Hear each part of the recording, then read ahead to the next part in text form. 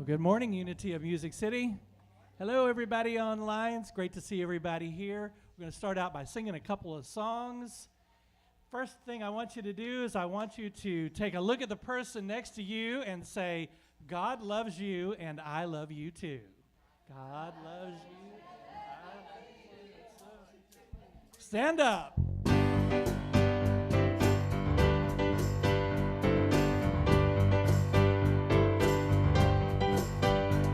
Take a look at the person next to you. Say, God loves you and I love you too. Now feel the love in the sanctuary. And lift your voice and repeat after me. We come together. We come together. We come together. In the name of love, we come together. We come together, we come together in the name of love.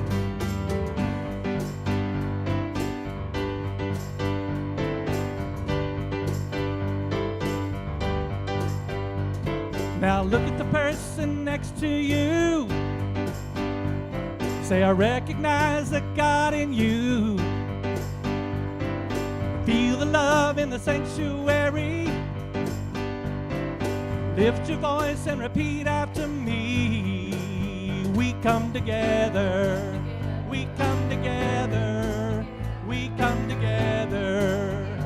In the name of love, we come together. We come together. We come together. In the name of love. From every walk of life, every creed and color, in kinship we unite, in honor of the God in each other. Take a look at the person next to you.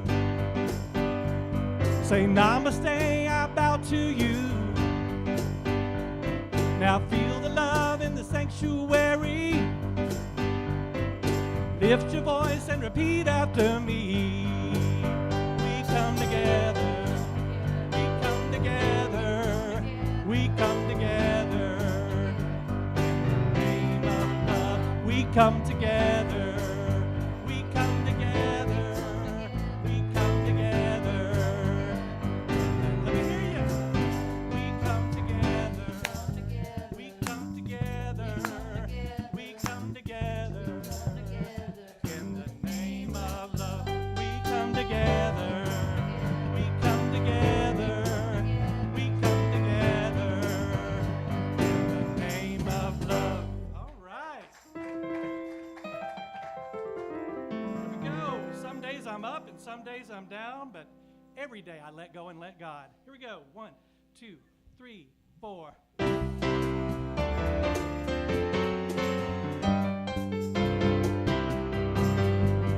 Some days I do, some days I don't, some days I will, some days I won't, some days I sing, some days I float, some days I get real smart and live by this quote. Go and let God. Let go and let God be in charge and let my worries go. Let go and let God. Let go and let God. Let go and let God be in charge and let my worries go.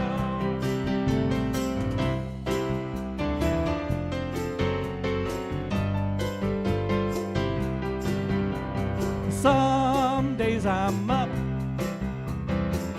some days I'm down, some days I smile, some days I frown, some days I work, some days I play,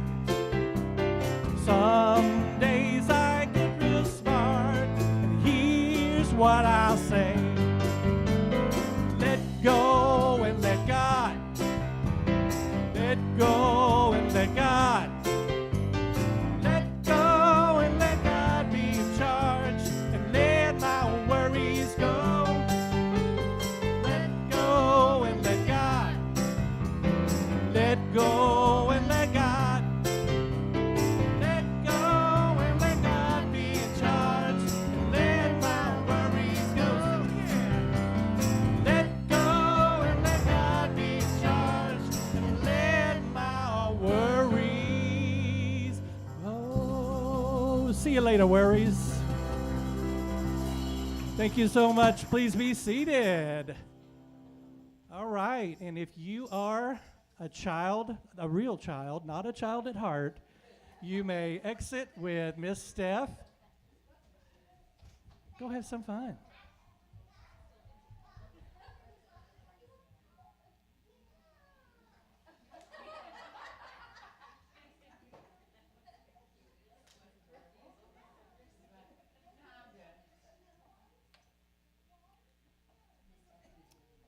I think we can tell spring has sprung. We have 3 times more energy than we did 2 weeks ago.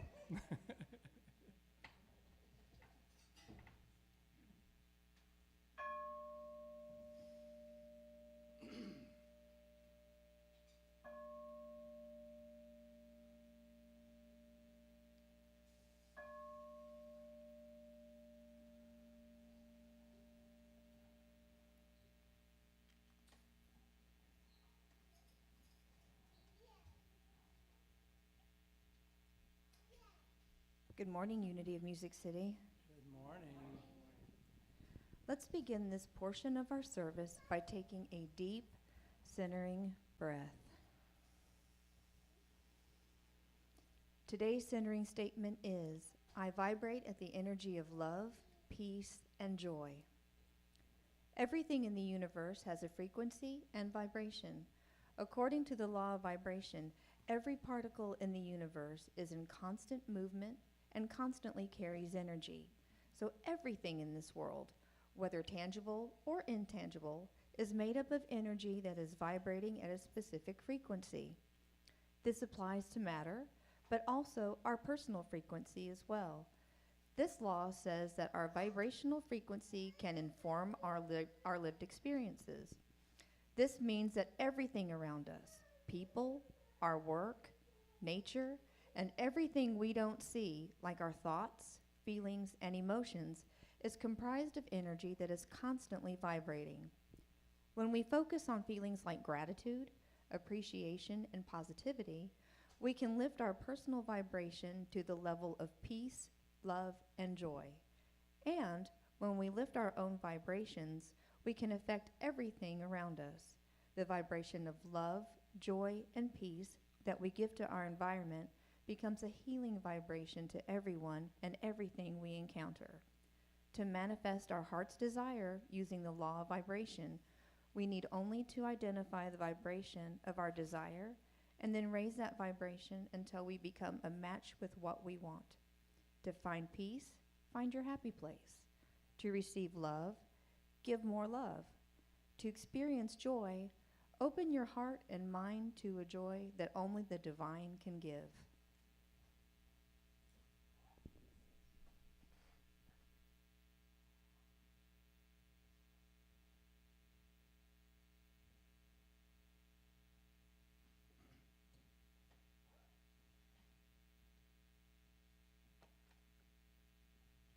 And now repeat these affirming statements after me.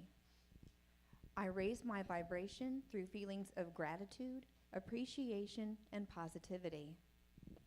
I raise my vibration through feelings of gratitude, appreciation, and positivity. When I raise my vibration, I attract love, joy, and peace into my life. When I raise my vibration, I attract love, joy, and peace into my life. I am grateful for the opportunity to bring healing into my world. I am grateful for the opportunity to bring healing to my world. And so it is. So it is. Welcome, welcome, welcome to Unity of Music City. Whether you are in this very room or you're in your living room, hello everyone. This is a place for authentic transformation, and so wherever you are on your spiritual journey, you are loved and supported at Unity of Music City, and we appreciate every one of you being here, bringing your energy to play with us. I would say about this time last year, this congregation was going through a period where we were looking at what we believed, who we wanted to be as a spiritual community, who we are, And so I want to read you 3 statements that state who Unity of Music City is as a spiritual community. We call them our who we are statements. Number 1, Unity of Music City is an affirming interfaith spiritual community, meaning that we recognize, accept, and affirm who you are, no matter how you identify in the world, and we encourage a heart-guided exploration of the truth in all faith traditions. You are in a judgment-free zone. Number 2, we honor the unique path of each person's spiritual journey, meaning that no matter what path led you here, you have something to bring to the table, and that your experiences and your wisdom can only enhance our collective experience. And by doing all of these things, we strive to be a presence that contributes to the well-being of all, and we're going to include our animal friends too. So thank you for bringing your energy to mingle with ours, and thank you for joining us online. Your energy is here too. I think it's springtime, so that means we probably have a lot of announcements. What do you think? Let's have some announcements.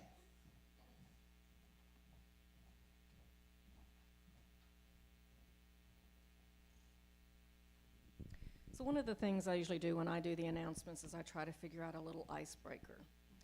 Does anybody know what today is?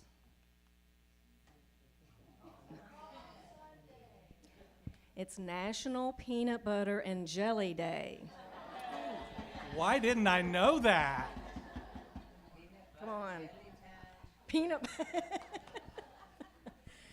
Okay, so the announcements for today. Our youth program is open to all youth. If you have a young person who would like to share in some playful, spiritually uplifting activities, please see Stephanie, our youth director. She's the one that just left with all the young ones. Stephanie reminds all families that you need to go to the website and fill out the youth registration forms. So if you've got a youth here, we really need those forms filled out. That's mostly for insurance purposes and protection for you. So please go out there and fill out those forms, and we'll have it on file. The kids' Easter egg hunt will be next Sunday. Please turn in any candy or filled eggs to Stephanie today. So during the service, the kids will get to be outside, hopefully fair weather, and get to do an Easter egg hunt. The welcome team is looking for greeters. The qualifications, you just need to be people-friendly, full of enthusiasm, be warm and full of smiles. The job is to show up 30 minutes before service once a month, stand near the door and greet people with a smile. You can speak to Susan Hurt if you would be interested in doing that. We'd appreciate if that calls to your heart, you'd like to do that.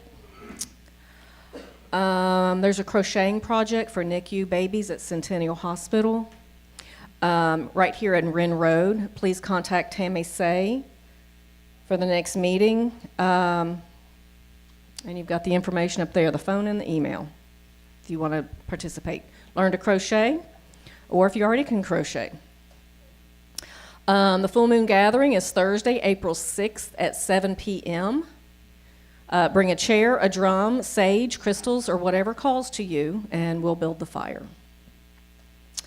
Wednesday, April 13th, there will be a Leadership Council meeting at 6:30. So every month, the Leadership Council, that's the individuals who help run the place, we meet and talk about business. Everybody is welcome to attend and encouraged to attend. Deborah Champion will be facilitating a group meditation every third Sunday of the month. This month will be April 16th at 1 p.m. Guided and silent meditation will be available at each session. It's open to the community, and all levels of experience are welcome. We'll meet right here on Wren Road, and a love offering is appreciated. There's childcare during that time? No childcare during that time, is there?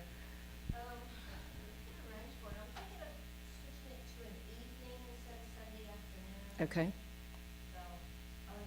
Okay, more to come. Okay, thank you.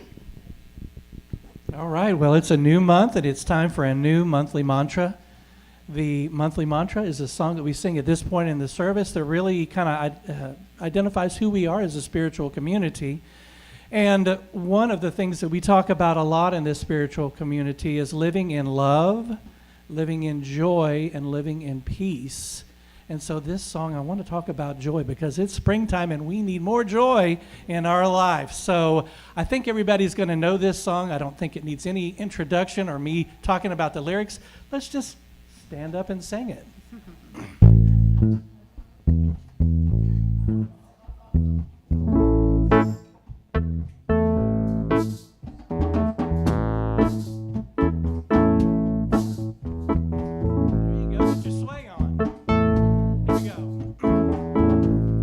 I can see clearly now the rain is gone.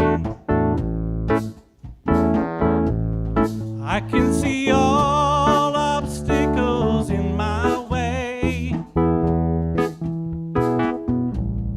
Gone are the dark clouds that had me blind. It's gonna be a bright, sunshiny day. Yes, I can make it now, the pain is gone. All of the bad feelings have disappeared. Here is that rainbow I've been praying for. It's gonna be a bright, sunshiny day.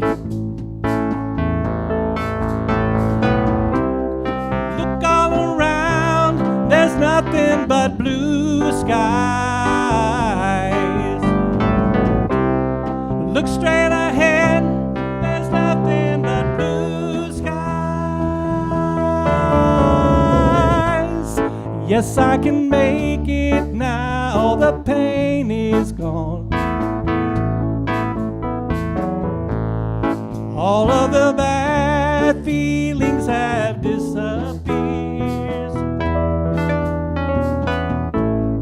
Here is that rainbow I've been praying for. It's gonna be a bright, sunshiny day.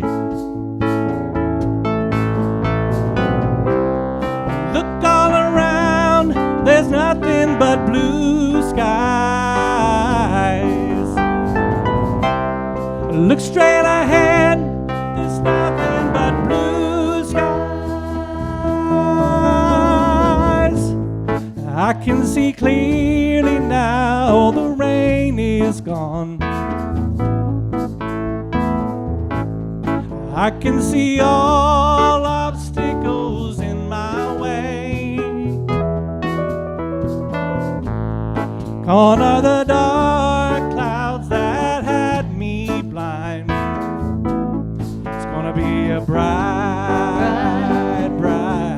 sunshiny day. It's gonna be a bright, sunshiny day. It's gonna be a bright, sunshiny day. There we go. Thank you. Please be seated.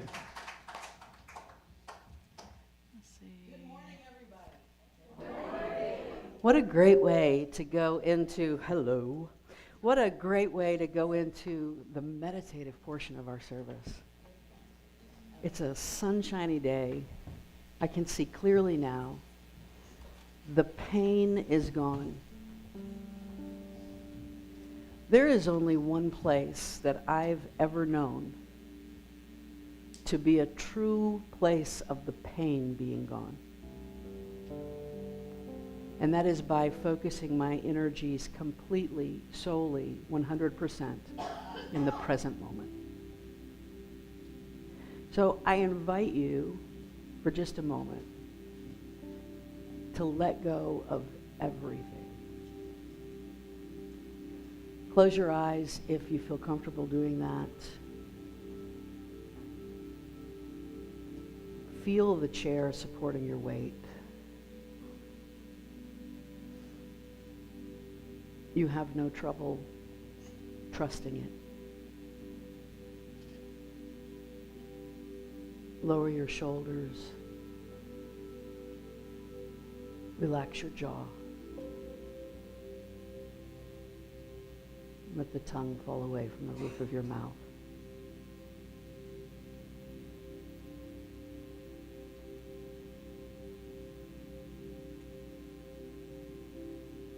I am ready for this day. I stay ready for this day by being present in the awareness.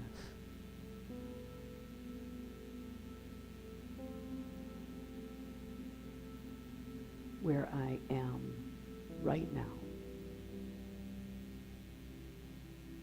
is exactly where I'm supposed to be.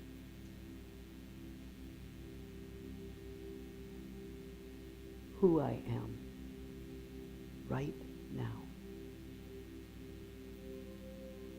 is exactly who I'm supposed to be.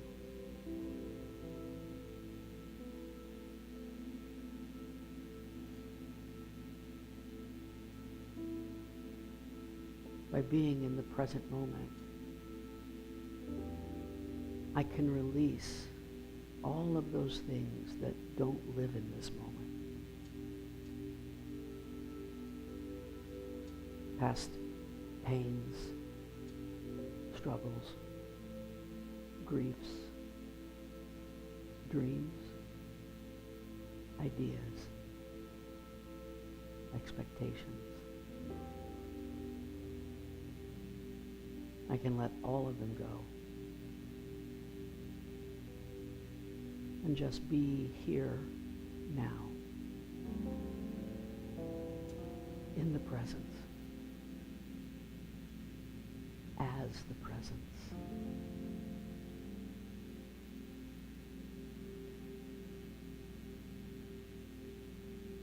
And the more I can come to this space in time, and this space in my beingness, the more grounded I am and able to deal with all of the yesterdays and all of the tomorrows, all of the befores and all of the afters. And so as a spiritual community, right now, we join together, vibrating from, living in, being part of the whole that is in this present moment, in the silence. In the silence.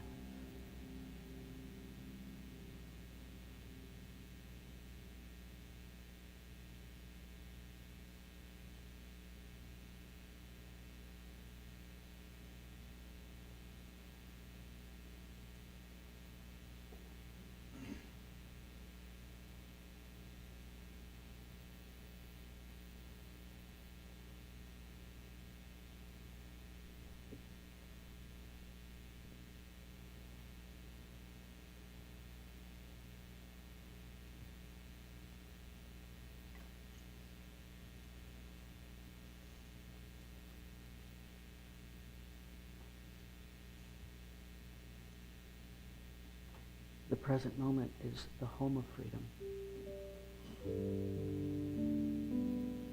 It is a freedom that feels a whole lot like joy. It feels a whole lot like peace. It feels a whole lot like love.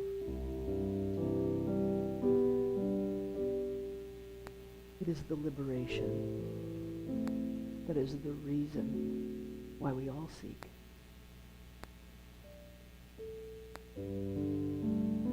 The goal we all desire is to live in a place of spiritual freedom where we can know deep in the soul of us there is only love.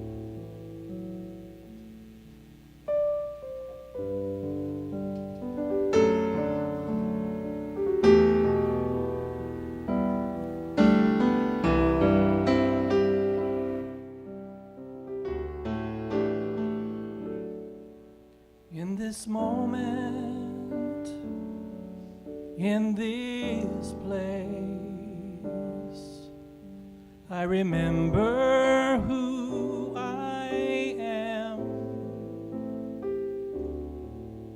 letting fear and worry fall away from me. I open my eyes to see there is only love. There is only love. Love that heals, a love that sets us free. There is only love.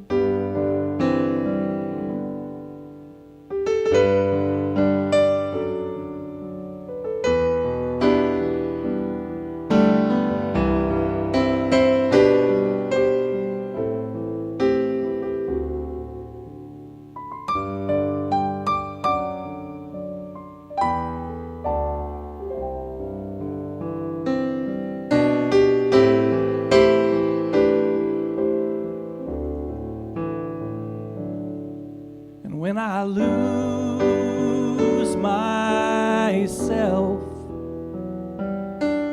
when I feel I've lost my way,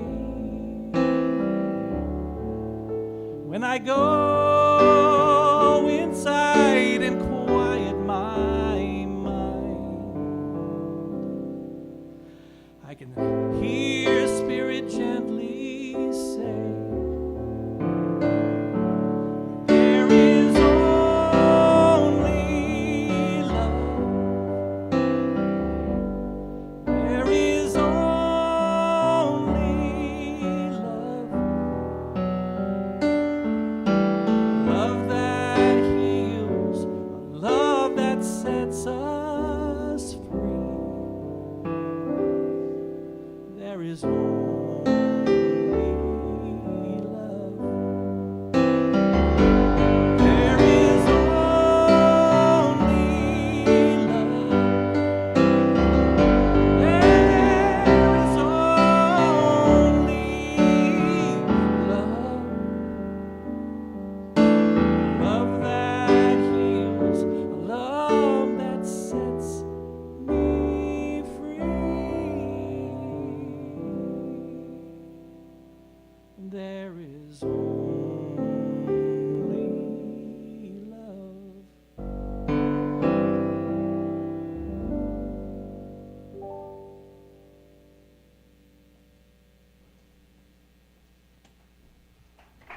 Mhm.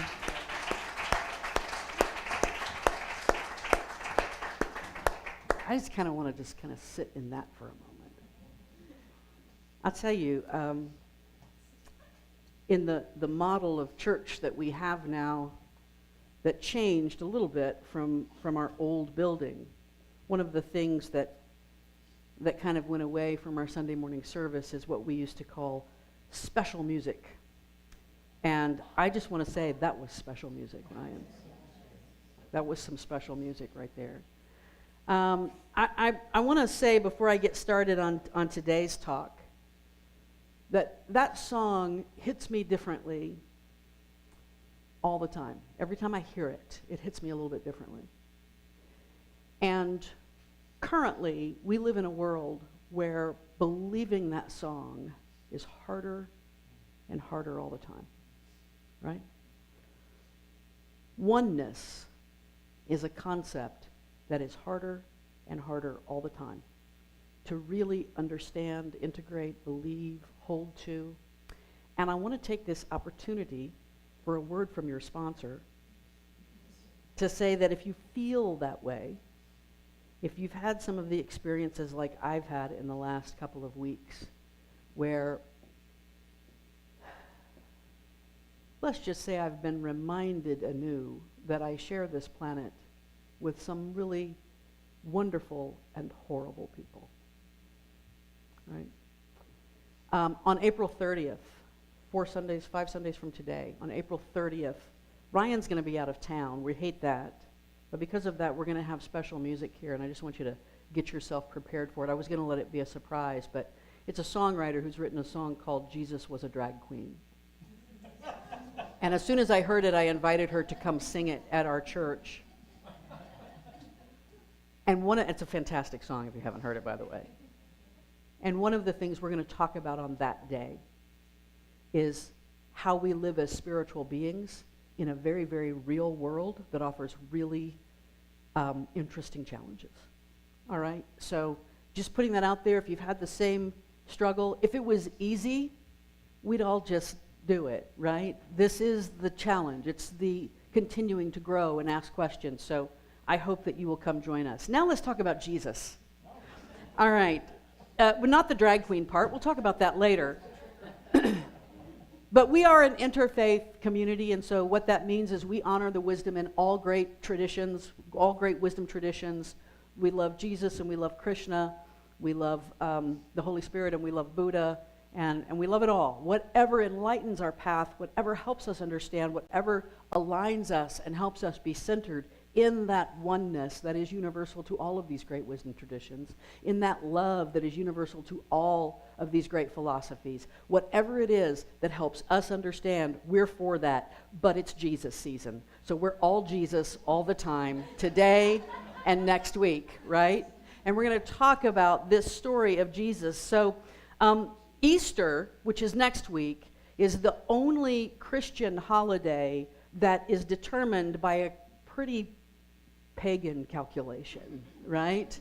And so it's always the first Sunday after the first full moon after the spring equinox, right? So it is like super pagan. And that full moon, by the way, is called the Paschal moon, and Paschal is a word that means of or relating to Easter or the Passover, right? So they call that the Paschal moon. And Easter and the Passover don't always coincide, although they do in the story of Jesus. Remember, the Last Supper was the Passover Seder. That was the Passover meal that he was sharing with the disciples.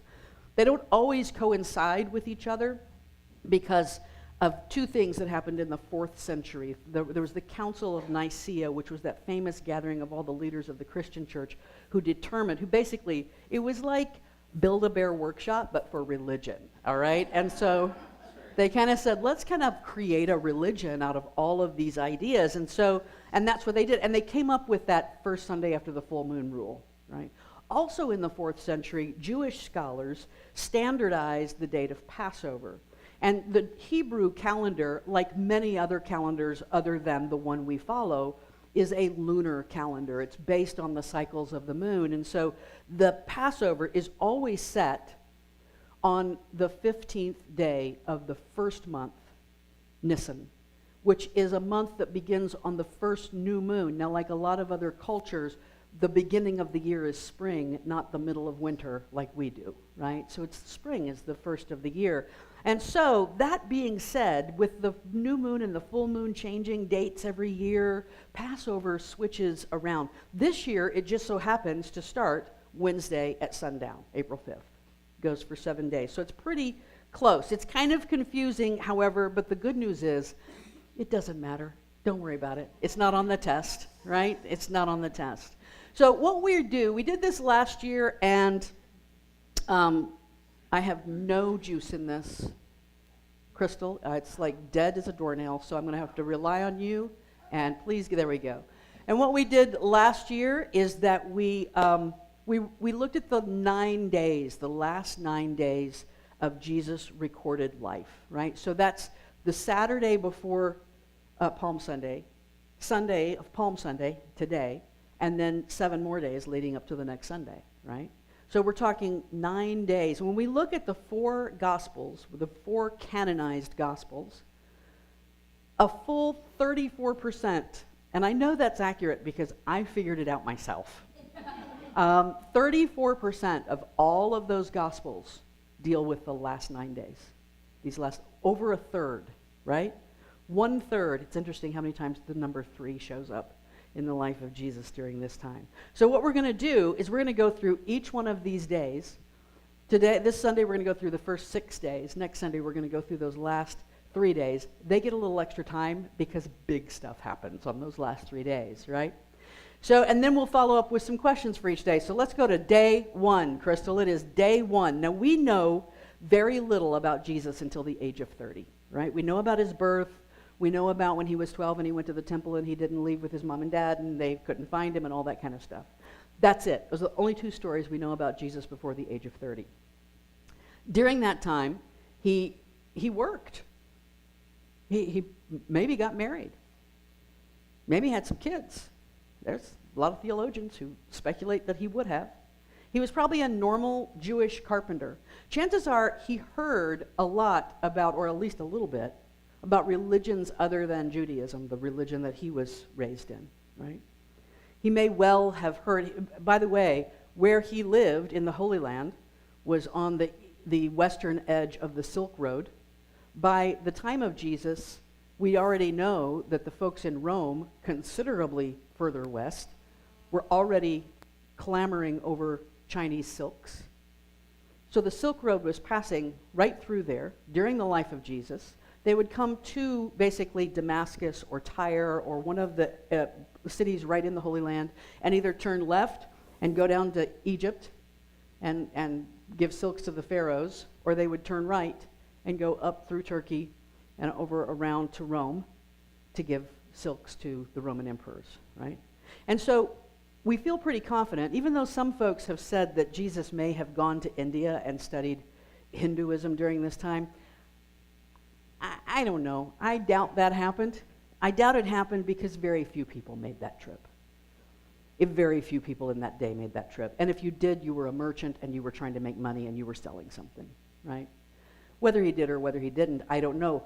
But there's a very good likelihood that he knew about Hinduism because one of the major drivers of religious and social diaspora was the silk trading routes, right? And so he probably heard about Hinduism, the oldest known religion of the major religions.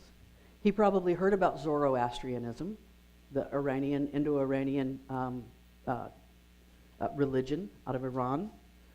He probably knew about Buddhism, Confucianism, Shintoism, Taoism, all of which predate Christianity, right? He may have heard about any of these. He would not have heard of Islam because that was 600 years later. But he would have probably heard of a lot of these other religious traditions. At the age of 30, of course, he goes into the desert, he gets tempted, he goes to John the Baptist, he gets baptized, and he gathers disciples to him, and he starts his ministry. And for 3 years, he goes around Judea talking to people, telling them stories, telling them about the kingdom of heaven. And then he started healing people, and people started paying attention because this was something a little bit more. And he started feeding lots of people with a little basket of food, and he started doing really interesting things.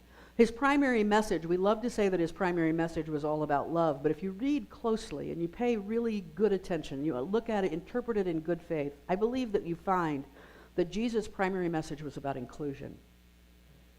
And of course, I believe there's no inclusion without love, right? To be an inclusive person. But inclusion goes a step farther than. There's a whole lot of people who say, yeah, I can love people from it. I love everybody, but don't make me encounter them, right? Inclusion is the kind of active love, a kind of revolutionary love. That got people's attention, and it got some of the wrong kinds of attention. Things started getting a little tense, and ultimately, Jesus starts predicting his own death. All of this takes place within 3 years.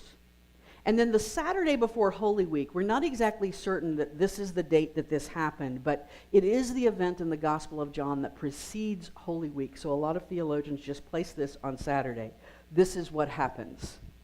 Crystal, we have the raising of Lazarus. Right? So Duccio is an Italian painter from the medieval period, and a lot of our great religious art comes from the medieval period for a couple of reasons. One is the primary customer was the church, or rich people who wanted to get into heaven despite all the horrible things that they'd done. The more things change, the more they stay. Anyway.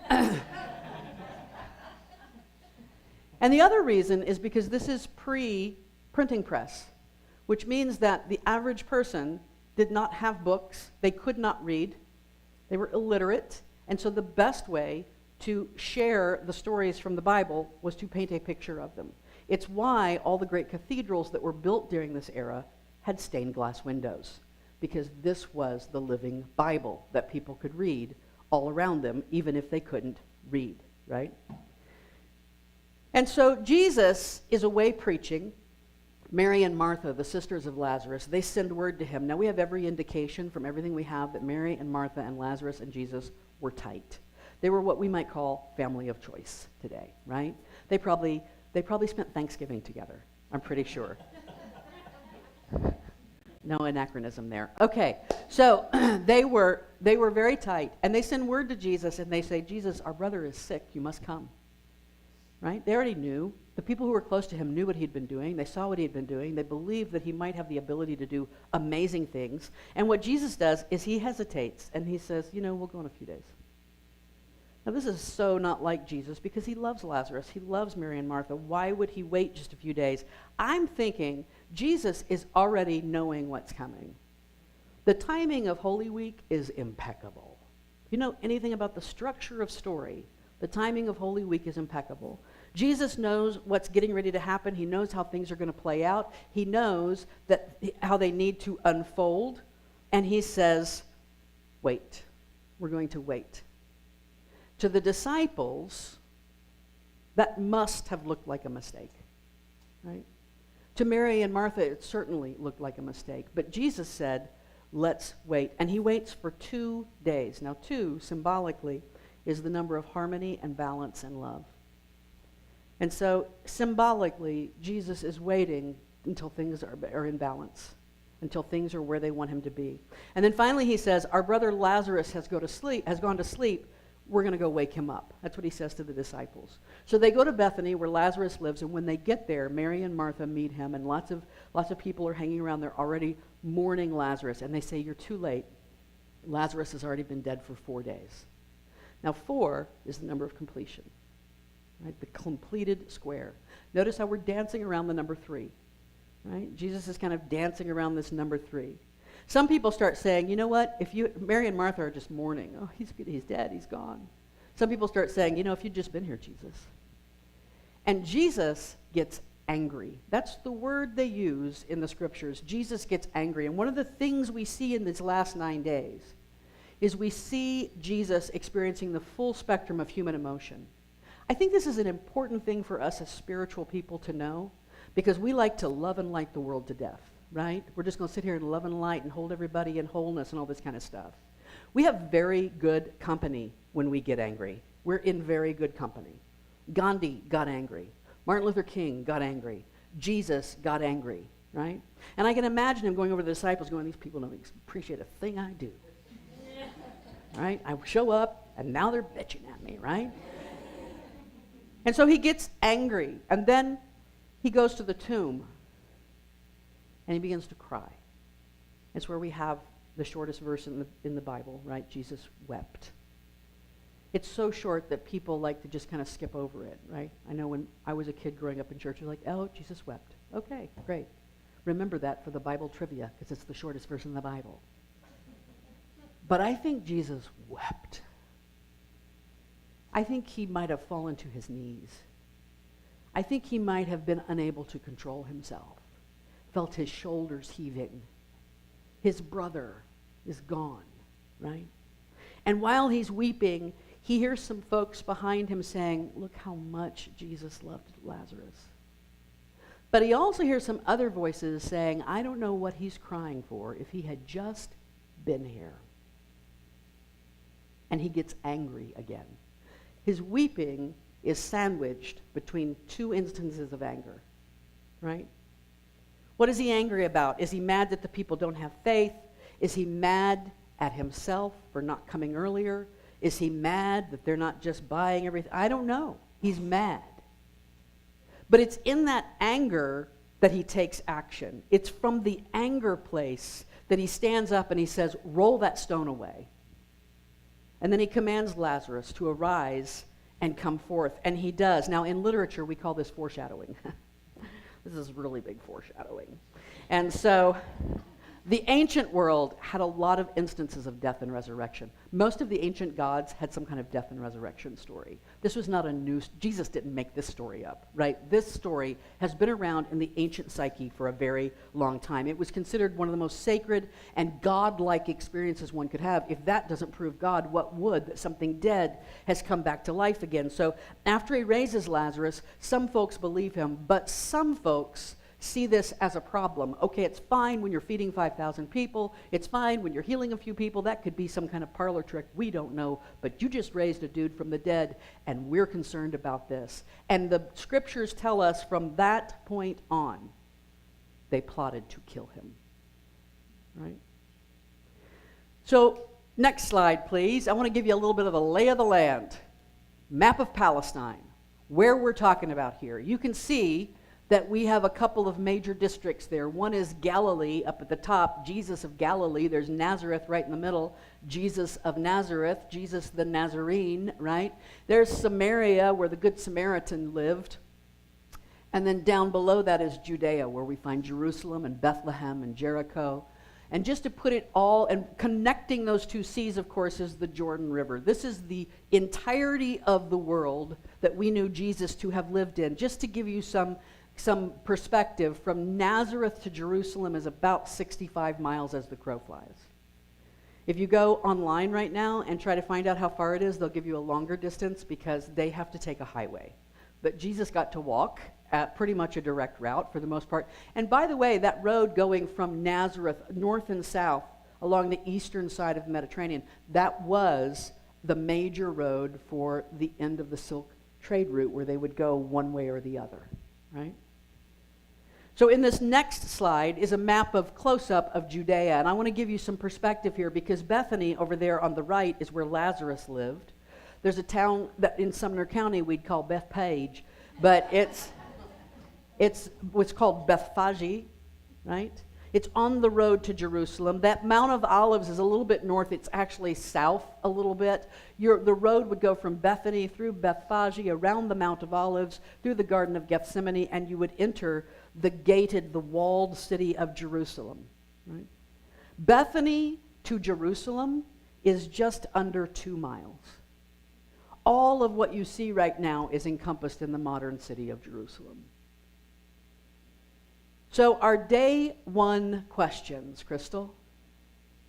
Number one, day one questions. Is there anything I've written off as past the point of no return that the divine in me is asking me to resurrect?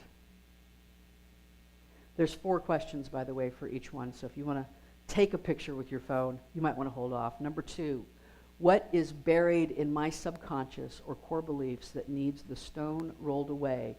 Maybe from an angry command of mine. I don't know if you have ever had to do this. I've had to do it. I've had to look in the mirror and go, you're going to get beyond this. We're done with this, right? We're done believing this. Next question. Would I leave what I know if the sacred within me, the divine within me said, arise and come out? We've got something else to do. There's more to do. And 4th, am I listening to too many voices? Jesus is hearing all these voices, and this is where he gets angry. I don't know how much anger you stew in these days, but sometimes is it not from listening to too many voices? In the age of social media, do you think it might be possible that we sometimes listen to too many voices? Could be possible. Moving on to day 2.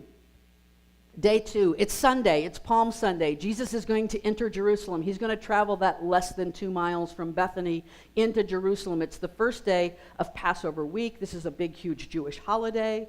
Passover is a holiday that arose out of the time when the Hebrew children were enslaved in Egypt. The Hebrews, all of them, adults and the children.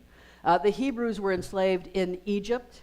The angel of death was going to come through and kill all the firstborn male children in Egypt.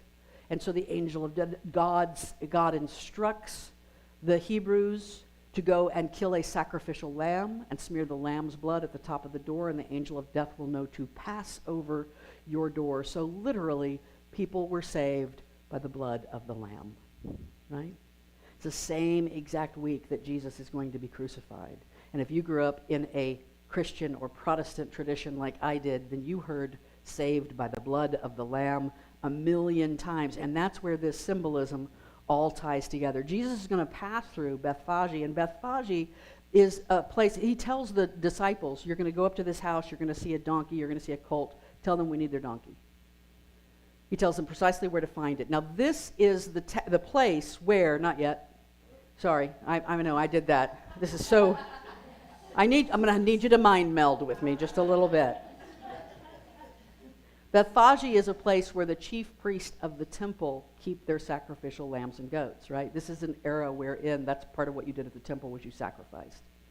And so all of the sacrificial lambs and goats were kept in this little town that Jesus was going to pass right through. And then, now, Jesus is going to enter on a donkey. And if you grew up like I did, this was the image that you saw. Very peaceful, very happy, everybody loves everybody, and we're waving palm branches around. And we're going to put some palm branches down. Now, Jesus enters through the eastern gate. All of these ancient towns were walled cities. When I was in India recently, we go into Old Jaipur, which is the old walled city. We go into Old Delhi, which is the old, and we literally enter through gates just like that. Now you can drive a car, maybe one car through there, through some of them. But all of these cities would have had several gates around them. Jesus enters through the eastern gates, called the Golden Gate. He enters on the back of a donkey. Now, the theologian Marcus Borg has theorized that Pontius Pilate, the governor of Judea, right, under the Emperor Tiberius Augustus Caesar, that Pilate would enter on the first day of Passover week as well. But he would enter through the western gate on the back of a horse, with his security detail around him, right? The east is symbolic of birth and awakening and new life. It is the direction of peace, and the donkey is symbolic of peace. The west is symbolic of death, the end, war, and the horse is a symbol of war. So Jesus enters through the peaceful gate on the peaceful donkey, bringing a new day. Pontius Pilate enters through the gate of war on a war horse, right? People meet Jesus, they put palms down. Palms are symbolic of victory and triumph and peace and eternal life. They're paving the road of victory for Jesus. Now, all of the Jewish leaders were already very suspicious of Jesus. It's important for us to realize, because we like to look at anything historical as very clear-cut. Right? Oh, we had World War II, and the Americans were the good guys who went and defeated the Nazis. And the more we know, that may not always have been true, right? In that same kind of way, when I was a kid, I was told that, isn't this interesting? I remember very clearly being taught, maybe in Sunday school or from my father or something, isn't it interesting how quick people can change? They're celebrating you in 1 week, and a week later, they're crucifying you. But here's an important, that is true. That's a good lesson to learn, but I think another important piece of that is all the same people are around all the time. While he's walking in one gate being celebrated, the people who are plotting to kill him are already there. They're already suspicious. They're already not sure about this. Jesus knows this. I see this entrance on Palm Sunday not as this celebratory entrance into a festival. I see it as a march on Washington. Jesus is coming, he knows what's going to happen, and he's willing to speak truth to power. This wasn't a parade, it was a protest, right? This is a story of opposing forces. As much as that makes us uncomfortable sometimes, and we want everything to be love and light, this is a story of opposing forces. The Roman Empire went all the way to Great Britain during this time, most of the Mediterranean world. It was a huge empire. And the Roman strategy was to pretty much leave the Jews in Jerusalem alone. It's an ancient religion. As long as they don't cause any problems, we're just going to leave them alone and let them be. Pontius, just keep them in line. Let them not be a trouble. So the high priest of the temple had become very comfortable with the Roman governors, right? The leaders of the church had become very, very friendly with the leaders of the government. I know you find that hard to believe, but it can happen, right? The religious leaders had become part of the system. They were part of the 1%, and Jesus was marching into Jerusalem to speak truth to power. Now, on this next slide here, I do want to make it a point of pointing out that the Jesus I grew up with, was white Jesus on the left. And I do find it ethically my responsibility to point out to you that there were no white people in the Bible, right? And so Jesus was a Middle Eastern, brown-skinned, with hair like lamb's wool, right? He was, and I think more harm than we can possibly imagine has been done by the misrepresentation of this religious figure, right? So although about the only pictures you can find of Jesus are of white Jesus, I want to specifically let you know that the guy on the right is who I picture. Here are the Golden Gate questions, entering through the Eastern Golden Gate. Number 1, am I willing to face what I know is mine to do?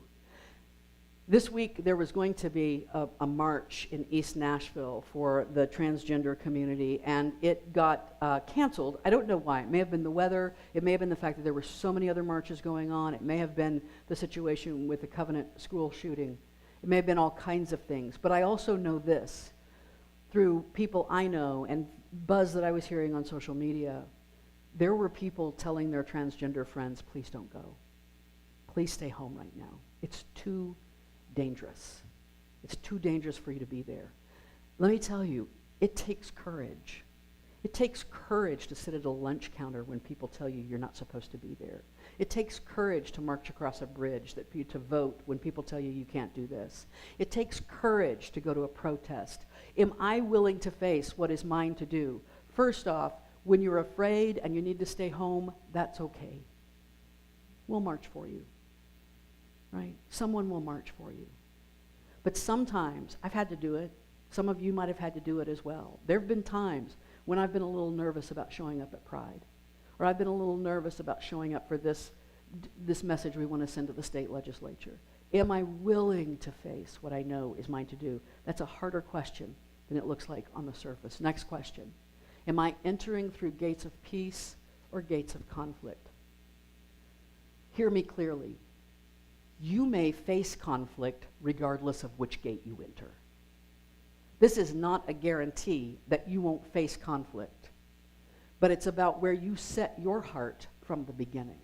Right? Question 3, do I recognize the signs and synchronicities in my life and work with them rather than against them? It's not a matter of avoiding bad things in my life. It's a matter of recognizing this is the flow that I'm in. Jesus saw the signs.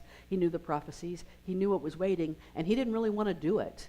We have clear evidence that he didn't want to do that, but he did it anyway. Next question. Do I accept the palm branches that people lay down for me? Sometimes, you know what? We all have friends. No matter how contentious a time is, we all have friends. Somebody is there to advocate for you. Somebody is there to lay down those palm branches. Day 3, Monday. There was a party Sunday. It was the first day of Passover week. Everybody's entering Jerusalem. Jesus returned to Bethany on Sunday night. He probably spent the night with Mary and Martha and Lazarus. The next morning, Jesus is hungry. Maybe even, I don't know, hungover. I can't say. He could be. And we know he's a little hangry. Right? He was already angry on Saturday. Now he's hangry. He sees a fig tree in the distance. He's walking. They're going to go back into Jerusalem. He sees a fig tree in the distance. He walks over to it because he's hungry. When he gets there, he finds that there's nothing there because, as Mark 11:13 tells us, it was not the season for figs. And there's a whole other talk. There's a whole other talk in that, looking for fruit out of season. So that might be a topic that we talk about later. But Jesus gets mad. He doesn't care that the fruit is out of season. He gets mad because he's angry and he's hungry, and he curses the fig tree. And later that day, they're going to walk by it again, and the fig tree's all shriveled up. Right? Which really kind of doesn't bode well for being hungry during fig season. But at any rate, he gets to Jerusalem. He's hangry. And this is what happens when he gets to Jerusalem. Yeah, he's really upset. And he clears the temple. It's the cleansing of the temple. He goes to the temple and he sees sellers and moneylenders and loan sharks and bookies and lobbyists and all kinds of other people. And Jesus has a lot of anger this week. He's been preaching love and people aren't getting it. And he gets ticked off. My Father's house is a house of prayer, not a den of thieves. It's not a house of trade. And in the book of John, it says that he made a scourge out of small cords. He made a whip. He didn't just get angry and flip tables. He made a whip and went after people. He's not playing. And when he gets done, he says, now there's room for the lame and the blind to come in. Now there's room for the people seeking healing to come in. So, temple cleansing questions. Number 1, am I clear about what violates my spirit? We could just end right there. There'd be an, am I clear about what violates my spirit? Number 2, what causes me to feel righteous anger? It's okay to feel righteous anger. What is it that causes me to feel it? Number 3, what have I allowed to take up space in the temple of my spirit? There's a sacred place within you that is every bit as holy as the place Jesus walked into that day. And sometimes we clutter it with our thoughts of what's going on in the material world. Number 4, do I suppress my natural reaction to spiritual violation? Sometimes we do, especially as spiritual people, because a lot of us who've been on a journey, especially a unity journey or a metaphysical journey, is that we've learned how to spiritually bypass. We've learned to throw some toxic positivity in there to avoid acknowledging that which violates our spirit. And we need to be able to see it clearly, right? That is a violation of my spirit. Day 4, Tuesday, Taco Tuesday. I got that from Carolyn last year, but I was so mad that she thought of it and I didn't. But she's not here today, so yeah, I thought of that. So Jesus has raised a man from the dead. He's been godlike. He's been divine. He marched on Washington, coming to speak truth to the political system. He cleared the temple, coming to speak truth to the religious system. He's ticked all kinds of people off, and it's just Tuesday, right? Disciples probably wanted to lay low on Tuesday, like things are getting hot in here. Jesus instead says, nope, we're going to go do some teaching. And in fact, some of his most profound teaching happens on that day. So many parables that Jesus taught come from that day. And he gets questioned by the high priest. There they are. They want to trick him. If they can get him to speak against church law or civic law, they can whisk him away and make him disappear, right? If we can just get you to cross the line, boom, we can take care of you. Jesus is ready for it. He doesn't try to avoid it. He turns it around on them, in fact. In many ways, he's like saying, I'm not in your courtroom, you're in mine, right? To be so certain of your position that you can't be tricked. What a beautiful place to be in.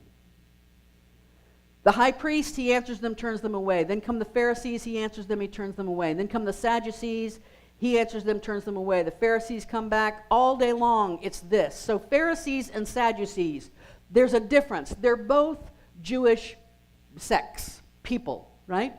So the Pharisees, the Sadducees are like the fundamentalists.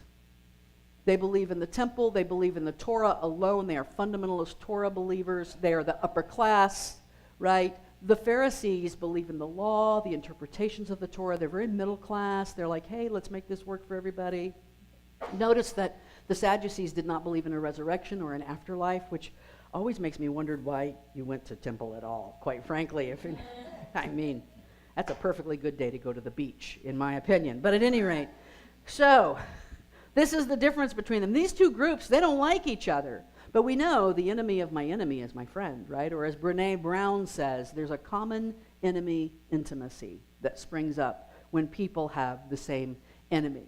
So he's teaching all day long. Here are the questions for this day. Or no, let me start right here.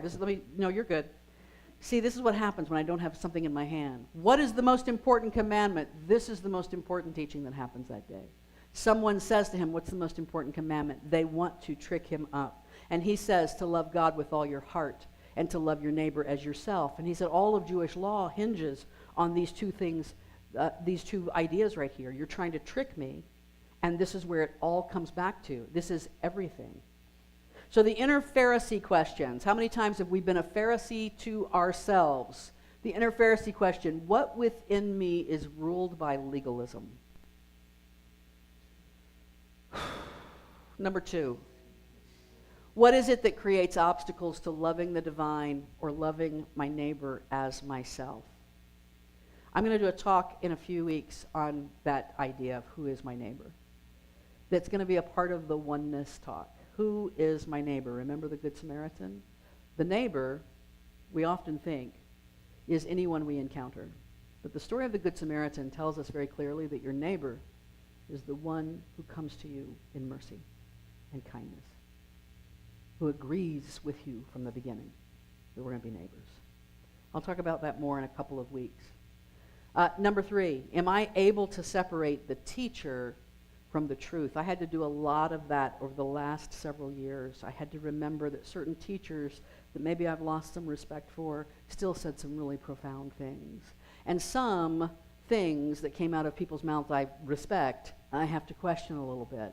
So we have to be able to separate that a little bit. And the 4th one, am I able to speak truth to power even when the power is my own ego? Because that's who the Pharisees and the Sadducees represent, the ego mind. Day 5. Day 5 is called Spy Wednesday, right? Spy Wednesday and Holy Week. 2 important things happen on Spy Wednesday. Jesus is eating at the house of a friend, Simon the leper, in Bethany. And this woman comes in. We think it's Mary, the sister of Lazarus. She comes in, and she begins to anoint his feet with very expensive perfume, which probably came from that Silk Road, that came from the east.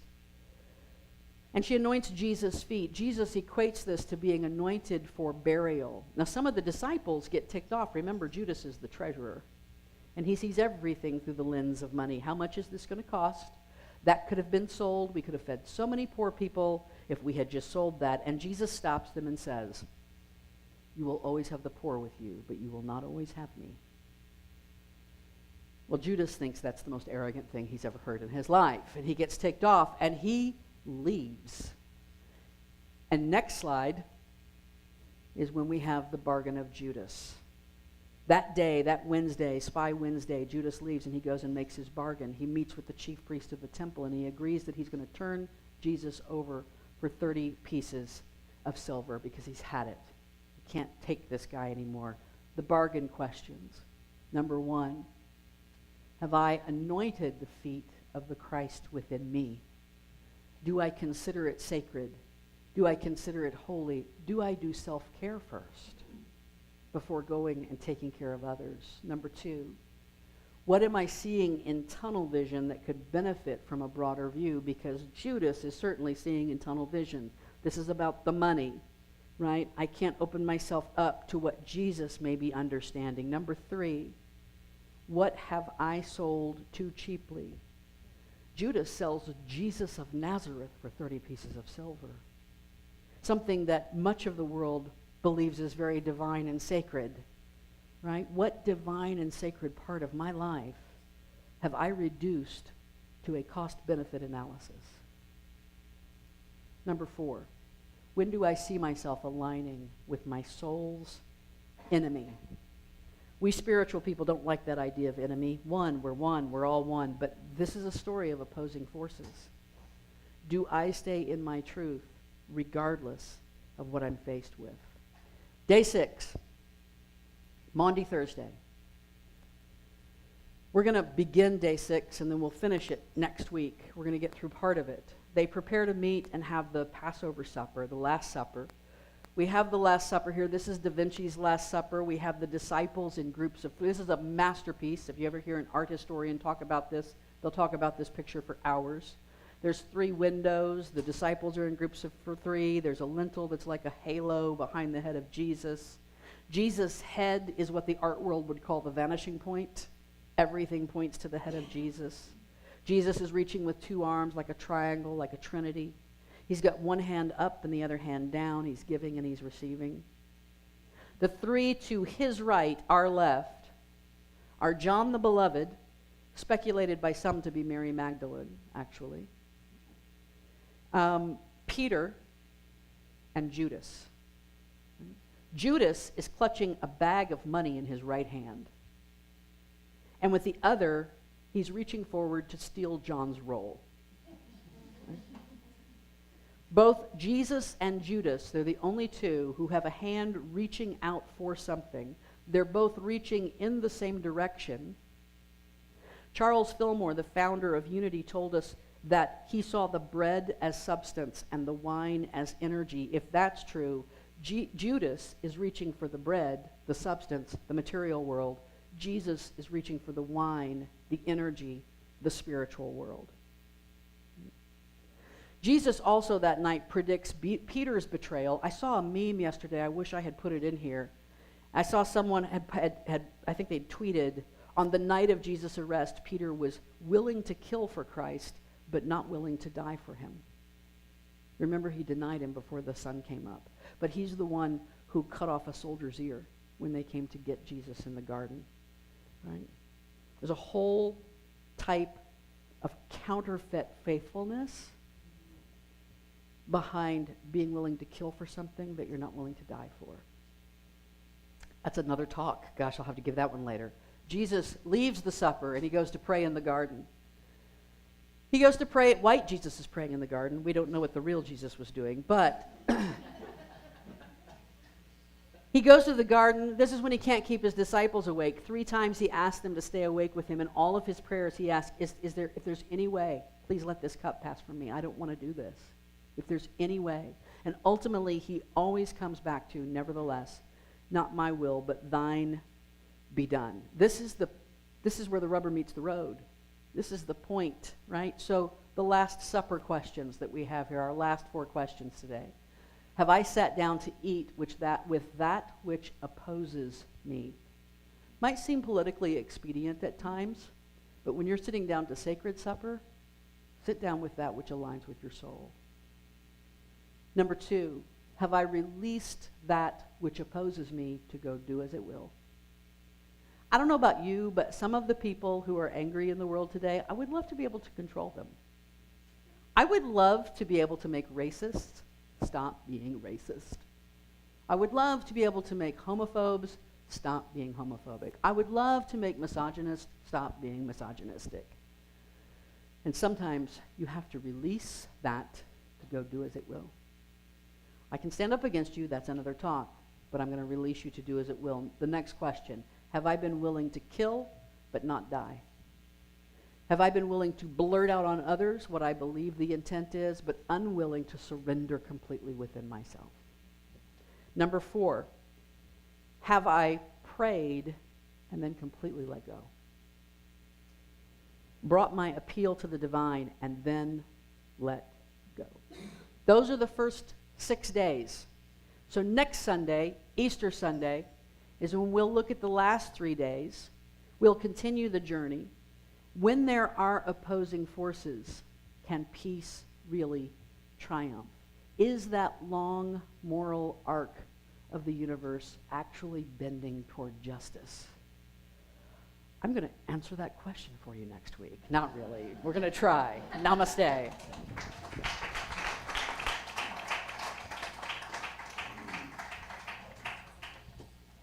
Maybe we can also get the meaning of life while you're at it.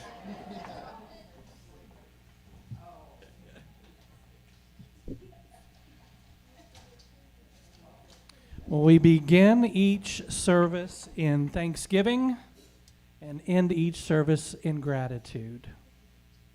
We're grateful for the opportunity to learn and grow and share with each other. And we're grateful for the opportunity to have a physical and spiritual experience of love, joy, and peace with each other. Grateful to give back to the potential that is our spiritual community. And we do that by giving of our time, our talents, our treasures. And we give generously from the depths of our hearts and the bottom of our souls. You can see the several ways that you can give back to our spiritual community.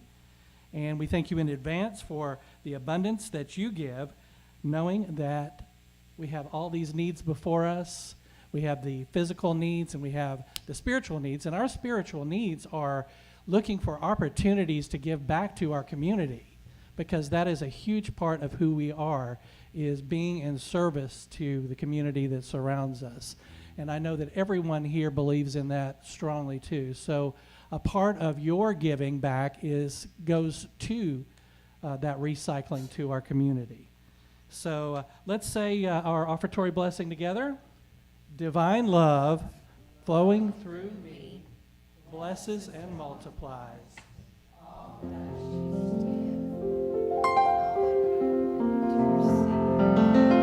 We're going to sing I Am Grateful as a prayer,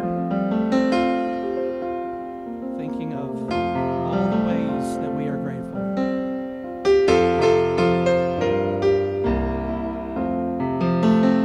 I am grateful for another day of living, grateful for a new chance to forgive,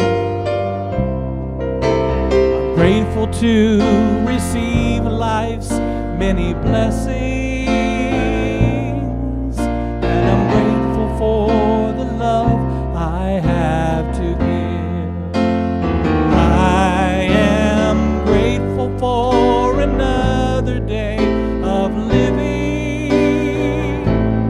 I am grateful for a new chance to forgive.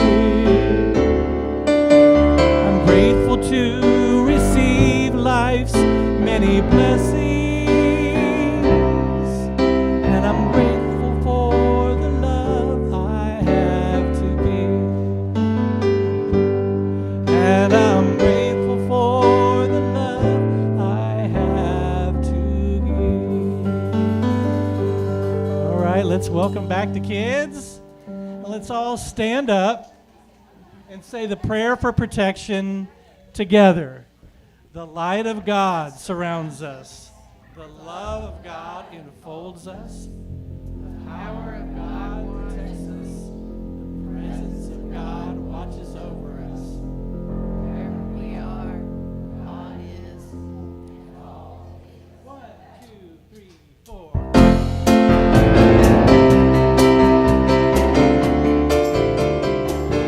Let the love wash over us. Let it be. We let the love wash over us. We let it be.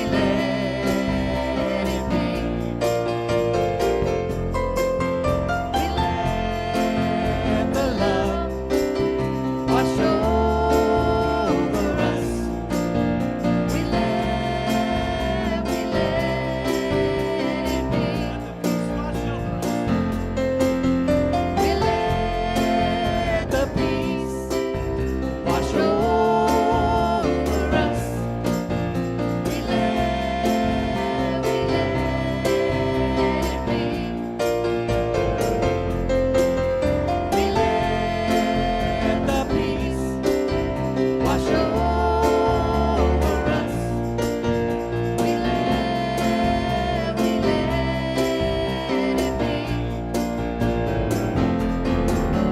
We let the joy wash over us. We let it be.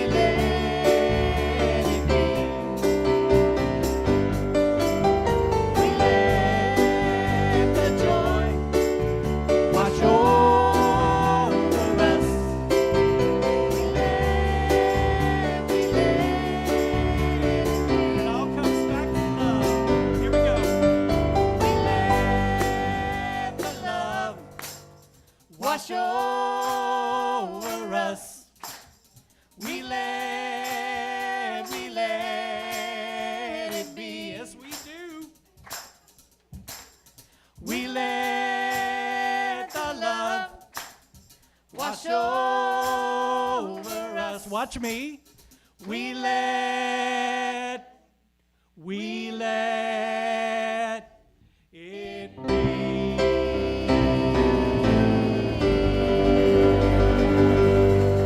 Thank you so much, everyone. We look forward to seeing you back here next week. Have a great week. Say goodbye to everybody online. Bye, guys. Thank you.